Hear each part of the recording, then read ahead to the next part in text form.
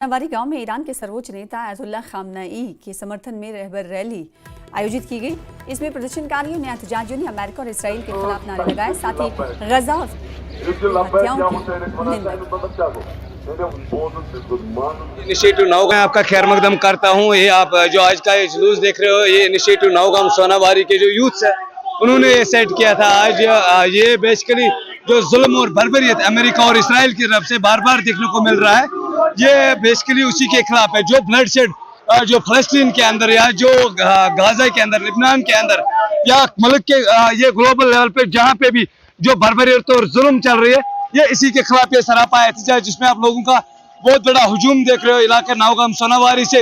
ये यहीं से ही नहीं बल्कि ग्लोब के हर एक हिस्से से यही आवाज आ रही है कि अमेरिका और इसराइल की जो बर्बरियत है, जो जुल्म है, ये उसके खिलाफ जो है सरापा एहतजाज है। और जिस एहतजाज का सिर्फ और सिर्फ मकसद यह है कि ब्लड शेड रोका जाए, नेते बच्चों का कत्लेआम रोका जाए।